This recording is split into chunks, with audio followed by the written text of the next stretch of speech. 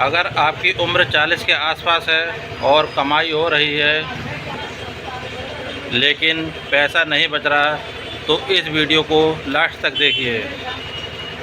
अगले 5 मिनट में मैं आपको पैसे बचाने के ऐसे 5 आसान तरीके बताऊंगा जिन्हें आप अपनी ज़िंदगी में आज से लागू कर सकते हैं।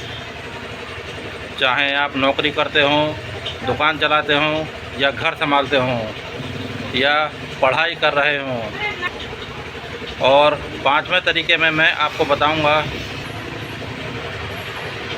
कि बचाए हुए पैसे को सिर्फ पड़ा रहने के बजाय उसका एक मकसद कैसे तय करें। मैंने ये बातें अपनी 26 साल की दुकानदारी में बहुत देर से सीखी हैं। आप चाहें तो कॉपी पेन निकाल लीजिए और मेरे साथ लिखते हुए चले जाइए। नंबर 1, पहले बचत फिर खर्च। नंबर 2, 30 दिन हर खर्च लिखें। हमारी सबसे बड़ी गलती यही होती है कि सबसे पहले हम पूरा खर्च करते हैं और सोचते हैं जो बचेगा उसे बचा लेंगे, लेकिन अक्सर मैंने देखा है कि कुछ बचता ही नहीं है। इसलिए कमाई आते ही एक छोटी सी रकम अलग कर दीजिए। पैसे कम हो या ज़्यादा ये ज़रूरी नहीं है, बचत ज़्यादा ज़रूरी है और आदत भी ज़रूरी है। और ये बचत की आदत मैंने बहुत देर से सीखी। दूसरा तरीका, कम से कम 30 दिन अपना आप हर खर्च लिखिए।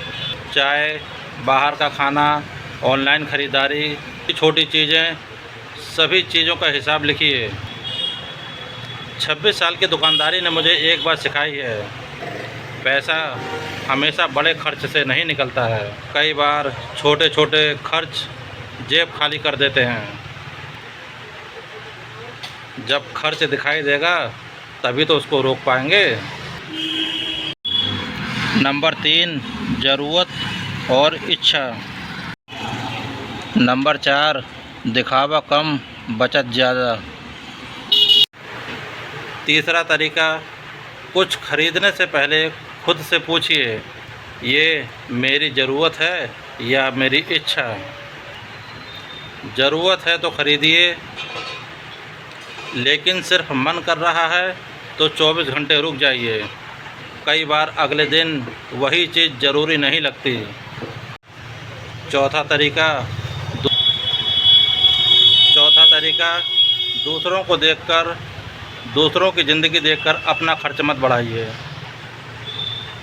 किसी के पास महंगा फ़ोन है, बड़ी गाड़ी है या बड़ा घर है, तो ज़रूरी नहीं है कि हमें भी वैसा ही करना है।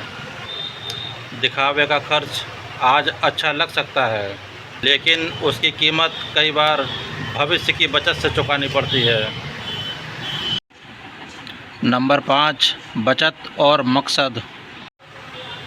नंबर 5, बचत को मकसद दीजिए। और 5वां तरीका मेरे हिसाब से सबसे ज़रूरी है,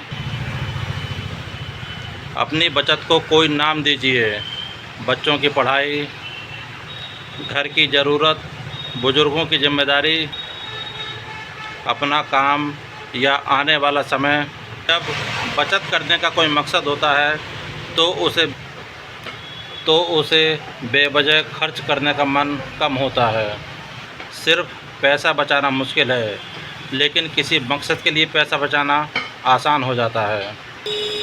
मैंने ये 5 बातें किसी किताब से पढ़कर नहीं, कि 26 साल की दुकानदारी और ज़िंदगी से सीखकर आप लोगों के साथ साझा की है।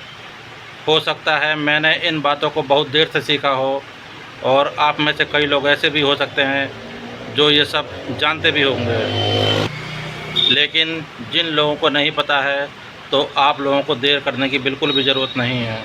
इन 5 में से आप आज से कौन सा तरीका शुरू करेंगे, कमेंट में सिर्फ उसका नंबर लिखिए, 1, 2, 3, 4, 5। धन्यवाद।